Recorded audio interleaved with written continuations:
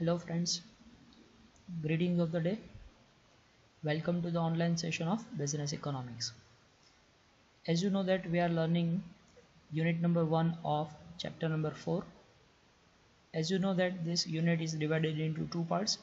We have already learned unit number 1, part 1. Part 1 was describing about the types of market, and now part 2, this will talk about the concepts of revenue. So let us start with the concepts of total revenue, average revenue and marginal revenue. First of all, total revenue. Total revenue, simply it can be described through this formula. It is price into quantity.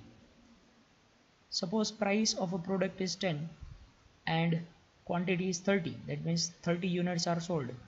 What will be the total revenue? That is price into quantity, 10 into 30. So the total revenue will be 300. And the next one is average revenue. Average revenue is total revenue divided by quantity.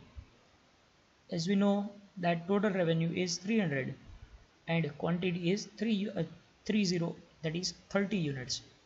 So 300 divided by 30, the average revenue will be 10. Now average revenue can be calculated through this formula also. Average revenue is equal to price into quantity divided by quantity. So again the matter is same. When we make price into quantity, it is total revenue, and total revenue divided by quantity, that is considered as average revenue. Let us take the example. So if we can solve it, Q cut થઈ જશે, so ultimately average revenue will be equal to price. It means that 10 is the price, 30 quantity, 10 into 30 is 300, 300 divided by 30 is again 10. So 10 rupees is the average revenue and it is the price. So price is equal to average revenue. Do remember this concept because this will again be useful in unit number 3 also. So average revenue is equal to price. But remember friends, average revenue can be equal to price only if the price is constant. Here all the 30 units are sold at a same price of 10 rupees. But if the seller fluctuates the price or changes the price, in that case price and average revenue will never be equal. Next concept is marginal revenue. Friends, you have learnt marginal concept in different places. First we had learnt marginal utility, then we had learnt marginal production, then we had learnt marginal cost. Now marginal revenue. Now marginal, જ્યારે જ્યારે માર્જિનલની વાત આવે ત્યારે આપ લોકોને ખ્યાલ છે કે માર્જિનલ મતલબ એડિશનલ વન. અહીંયા માર્જિનલ રેવન્યુની વાત છે તો માર્જિનલ રેવન્યુ મતલબ શું? તો કે એડિશનલ 1 યુનિટ સેલ કરવાથી જે રેવન્યુમાં ઇન્ક્રીઝ થાય that is considered as marginal revenue. So marginal revenue is additional revenue derived from one additional unit sold. This can be calculated through this formula: delta total revenue upon delta quantity. Delta is change in total revenue upon change in quantity. Let us take the example. When first unit was sold, total revenue is 300. Second unit is sold, total revenue is 340. Now change in total revenue. Total revenue માં change કેટલો થયો? તો 300 માંથી 340, that is change in total revenue is 40 upon delta Q, that is change in quantity. Change in quantity કેટલું છે? તો અહીંયા 1 માંથી 2 એટલે change કહેવાય 1. તો delta Q is 1. We can solve it. 40 divided by 1 is equal to 40. તો મતલબ marginal revenue is 40. Now marginal revenue can also be calculated through this formula also.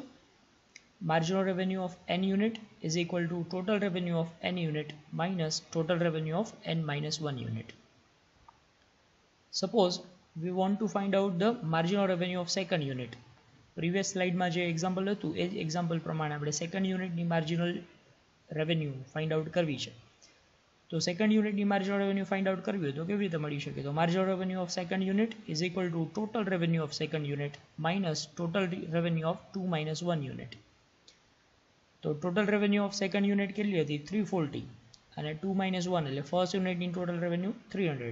340 - 300 is equal to 40 is the marginal revenue of second unit. So this is very much simple concept. હવે અહીંયા આપણે એક relationship જોવાનું છે કર્વના આધાર ઉપર. Friends આ જે અહીંયા આપેલો છે this is total revenue curve. એક્ઝામમાં એક ક્વેશ્ચન ખાસ પૂછાશે ટોટલ રેવન્યુ કર્વનો શેપ કેવો હોય. What is the shape of total revenue curve in imperfect competition. Friends imperfect કોમ્પિટિશનની વાત પૂછવામાં આવે તો ટોટલ રેવન્યુનો કર્વ છે એ ડોમ શેપ્ડ કહેવાનો છે. This is dome shaped curve. પણ તમને એવું પૂછે કે vote is the shape of total revenue curve in case of perfect competition. તો પરફેક્ટ કોમ્પિટિશનમાં યાદ રાખો that will be upward sloping straight line. આવી રીતે આ upward sloping straight line થશે કારણ કે પરફેક્ટ કોમ્પિટિશનમાં આપણું અઝમ્પશન એવું છે કે સેલર છે એ પોતાની ઈચ્છા પ્રમાણે દરેક યુનિટ સેલ કરી શકે છે. તો ટોટલ રેવન્યુ છે એ ઇન્ક્રીઝ થતી જશે. there will be positive slope upward sloping total revenue curve. હવે અહીંયા આપણે જોઈએ total revenue curve dome shaped છે મતલબ અહીંયા ટોટલ રેવન્યુ ઇન્ક્રીઝ થઈ રહી છે. when total revenue is increasing એની સામે તમે જોઈ શકો છો average revenue is decreasing and marginal revenue is also decreasing. But total revenue જ્યારે મેક્સિમમ છે ત્યારે માર્જિનલ રેવન્યુ 0 છે. when total revenue is maximum marginal revenue is 0 and when total revenue is decreasing marginal revenue is negative average revenue is decreasing. ફરીથી પાછું total revenue જ્યારે maximum આવે ત્યારે marginal revenue શું હોય 0 હશે અને total revenue when it is decreasing the marginal revenue will be negative. Friends આનું પ્રેક્ટિકલ એક્સપ્લેનેશન આપણે યુનિટ નંબર 3 માં સમજીશું. Now marginal revenue, average revenue, total revenue and elasticity આ ત્રણેયની વચ્ચેનો રિલેશનશિપ શું છે એ આપણે આઈડેન્ટિફાઈ કરીએ. Now in order to identify the relationship between marginal revenue and elasticity we have used one formula here. The formula is marginal revenue is equal to average revenue into E minus 1 upon E. E stands for elasticity. Elasticity માં જે change થાય એની કમ્પેરિઝનમાં marginal revenue ઉપર શું effect આવશે એ આપણે અહીંયા find out કરવાનું છે. તો સપોઝ ઇલાસ્ટિસિટી ઇઝ 1. હવે આ 1 ને ફોર્મ્યુલામાં પ્લેસ કરીએ તો એવરેજ રેવન્યુ એટલે અહીંયા પ્રાઇસ કોઈ પણ આપી હોય ગમે તે અહીંયા ફિગર તમે લ્યો 1 minus 1 is 0 upon 1. 0 upon anything is 0. તો હંમેશા યાદ રાખો ઇલાસ્ટિસિટી જ્યારે 1 હશે ત્યારે marginal revenue will B 0. when elasticity is greater than 1 એટલે 1 કરતાં વધારાનો કોઈ પણ ફિગર આપણે ઇલાસ્ટિસિટીના ફોર્મ્યુલામાં મૂકીએ. અહીંયા સપોઝ આપણે મૂકીએ છીએ 2. 2 minus 1 is 1. 1 upon 1 is 1 multiplied by any number average revenue અહીંયા કોઈ પણ તમે નંબર પ્લેસ કરશો તો માર્જિનલ રેવન્યુ હંમેશા પોઝિટિવ નંબર જ આવશે. તો ઇલાસ્ટિસિટી ગ્રેટર દેન 1 હોય ત્યારે માર્જિનલ રેવન્યુ હંમેશા પોઝિટિવ આવશે. And when elasticity is less than 1 elasticity less than 1 એટલે કે 1 કરતાં ઓછો ફિગર બટ 0 કરતાં વધારે તો 0 કરતાં વધારે અને 1 કરતાં ઓછો તો marginal revenue will be negative. ફરીથી પાછું અહીંયા પ્રેક્ટિકલી સમજીએ. સે ફોર એક્ઝામ્પલ અહીંયા આપણે ઇલાસ્ટિસિટીની જગ્યાએ મૂકીએ છીએ 0.5. તો 0.5 minus 1 તો નેગેટિવ 0.5 આવશે. Negative 0.5 upon 0.5 again the number કંઈ પણ અહીંયા મલ્ટીપ્લાય કરશું તો એ નેગેટિવ આન્સર જ આવવાનો છે. તો મતલબ કે ઇલાસ્ટિસિટી લેસ દેન 1 હોય ત્યારે marginal revenue will be negative. તો 3 સિચ્યુએશન ખાસ યાદ રાખવાની છે મિત્રો આપને. when elasticity is equal to 1 marginal revenue will be 0. when elasticity is greater than 1 marginal revenue will be positive. and when elasticity is less than 1 marginal revenue will be negative. હવે આ diagram ખાસ સમજવાનો છે. જો અહીંયા આપણે આ વાત જાણીએ છીએ કે straight line demand curve this is straight line demand curve. Friends યાદ કરો આપણે પોઈન્ટ ઇલાસ્ટિસિટી જ્યારે સમજતા હતા ત્યારની વાત છે. સ્ટ્રેટ લાઇન ડિમાન્ડ કર્વના મિડ પોઈન્ટ ઉપર ઇલાસ્ટિસિટી હંમેશા 1 હોય. તો મિડ પોઈન્ટ ઉપર ઇલાસ્ટિસિટી 1 હોય તો હમણાં જ આપણે ફોર્મ્યુલામાં સમજ્યા એ પ્રમાણે કે મિડ પોઈન્ટ ઉપર ઇલાસ્ટિસિટી 1 હોય તો માર્જિનલ રેવન્યુ કેવી હોવી જોઈએ તો કે 0. તો અહીંયા જોઈ શકો છો કે આ મિડ પોઈન્ટની સામે અહીંયા કટ કર્યું તો માર્જિનલ રેવન્યુનો કર્વ છે એ 0 દેખાડે છે. આની પહેલાના ડાયાગ્રામમાં આપણે જોયું હતું કે માર્જિનલ રેવન્યુ 0 હોય ત્યારે ટોટલ રેવન્યુ કેવી હોય તો કે મેક્સિમમ હોય. તો 3 રિલેશન્સ યાદ રાખવાના છે. ઇલાસ્ટિસિટી 1 હોય ત્યારે માર્જિનલ રેવન્યુ 0 અને ટોટલ રેવન્યુ મેક્સિમમ. પછી આનીથી આગળ જઈએ, ઇલાસ્ટિસિટી ગ્રેટર દેન 1 હોય તો હમણાં જ આપણે સમજ્યા ઇલાસ્ટિસિટી ગ્રેટર દેન 1 હોય તો માર્જિનલ રેવન્યુ વિલ પોઝિટિવ. તો આ રહ્યો પોઝિટિવ સ્લોપ. અને ઇલાસ્ટિસિટી લેસ દેન 1 હોય, ઇલાસ્ટિસિટી લેસ દેન 1 તો આ એરિયા આવશે. ઇલાસ્ટિસિટી લેસ દેન 1 તો તમને લોકોને ખ્યાલ છે માર્જિનલ રેવન્યુ વિલ નેગેટિવ. તો અહીંયા આ નેગેટિવ એરિયા થયો. તો આમ 3 સિચ્યુએશન યાદ રાખવાની. ઇલાસ્ટિસિટી 1 હોય ત્યારે marginal revenue 0, elasticity greater than 1 તો marginal revenue will be positive, elasticity less than 1 તો marginal revenue will be negative. તો આ 3 વસ્તુ ખાસ યાદ રાખવાની છે. તો હમણાં જ આપણે વાત કરીએ એ પ્રમાણે in a straight line demand curve we know that the elasticity of the middle point is equal to 1, and when elasticity is 1 it means that marginal revenue for this particular point will be 0. Now the most important part of this unit, behavioral principles. Here we are given 2 behavioral principles. The principle number 1 is related to the shutdown point. Principle number 1 is about what? It is about shutdown point. मतलब કે firm ક્યાં સુધી પોતાનું production continue રાખવું જોઈએ અને ક્યારે ફર્મે shutdown કરી દેવું જોઈએ એના માટેની વાત છે, આપણે લોકો ફાઇન્ડ આઉટ કરવાના છીએ બિહેવિયરલ પ્રિન્સિપલ નંબર 1માં. અને behavioural principle number 2, friends, that principle is about equilibrium point of the firm. Equilibrium point એટલે કે અહીંયા આપણે વાત કરવાના છીએ profit maximising level of output. Profit maximising level of output મતલબ કે એટલું આઉટપુટ કે જ્યાં ફર્મનો પ્રોફિટ મેક્સિમમ થશે. પ્રોફિટ એટલે અહીંયા આપણે વાત કરી રહ્યા છીએ ટોટલ પ્રોફિટ. તો 2 પ્રિન્સિપલ, પહેલો પ્રિન્સિપલ છે શટડાઉન પોઈન્ટ માટેનો અને બીજો પ્રિન્સિપલ છે એ ઇક્વિલિબ્રિયમ પોઈન્ટ એટલે કે પ્રોફિટ મેક્સિમાઇઝિંગ આઉટપુટનો છે. તો સમજીએ ચાલો. સૌથી પહેલા principal number 1, a firm should not produce at all if total revenue from its product does not equal or exceed its total variable cost. ફર્મે પોતાનું પ્રોડક્શન ત્યારે સ્ટોપ કરી દેવું જોઈએ કે જો ફર્મની ટોટલ રેવન્યુ એની ટોટલ વેરિયેબલ કોસ્ટ કરતાં ઓછી થઈ જાય. ટોટલ રેવન્યુ શેના કરતાં ઓછી થઈ જાય? ટોટલ વેરિયેબલ કોસ્ટ કરતાં ઓછી હોય. તો એનો મતલબ એવો થયો કે ફર્મ જે કંઈ પણ પ્રોડક્શન કરે છે, જે કંઈ પણ સેલ્સ કરે છે, આ સેલ્સમાંથી એ એટલું પણ અર્ન નથી કરી શકતી કે જેથી કરીને એ વેરિયેબલ કોસ્ટ એ કવર કરી શકે. તો ફ્રેન્ડ્સ, જો વેરિયેબલ કોસ્ટ એ કવર ન થતી હોય તો એનો મતલબ એમ કે ફિક્સ્ડ કોસ્ટ તો કોઈ દી કવર થવાની જ નથી. તો આવા સંજોગોમાં ફર્મે શટડાઉન કરી દેવું જોઈએ. આ સિચ્યુએશન આપણે ડિસ્ક્રાઇબ કરીએ તો આવું થઈ શકે. If the total revenue is greater then total variable cost. Total revenue is greater then total variable cost. તો આનો મતલબ એવો થયો કે ફર્મ છે એટલી રેવન્યુ અર્ન કરે છે કે એનાથી વેરિયેબલ કોસ્ટ રિકવર થઈ જાય છે. વેરિયેબલ કોસ્ટ પૂરેપૂરી રિકવર થઈ જતી હોય તો દેર ઇઝ અ હોપ કે ફિક્સ્ડ કોસ્ટ રિકવર થઈ જશે. તો આનો મતલબ એમ કે firm should continue the production. But when this situation is total revenue is equal to total variable cost. Total revenue is equal to total variable cost. આનો મતલબ એમ કે ફર્મ એન્કાઉન્ટર્સ શટડાઉન પોઈન્ટ. મતલબ કે ફર્મ રેવન્યુ અર્ન કરે છે એ just sufficient છે. શેના માટે સફિશિયન્ટ? તો કે ટોટલ વેરિયેબલ કોસ્ટ રિકવર થઈ જાય છે પણ ફિક્સ્ડ કોસ્ટ અહીંયા રિકવર થતી નથી. તો આનો મતલબ એવો થયો કે ફર્મ છે એ શટડાઉન પોઈન્ટ ઉપર એન્કાઉન્ટર થઈ છે. મતલબ અહીંયા ફર્મ માટે એક વોર્નિંગ બેલ છે, એક એલર્ટ છે કે જો અહીંથી હવે સિચ્યુએશન ખરાબ થશે તો ફર્મે શટડાઉન કરી દેવું પડશે. પણ જો સિચ્યુએશન ઇમ્પ્રૂવ થશે તો ફર્મ પોતાનું પ્રોડક્શન કન્ટિન્યુ રાખી શકશે.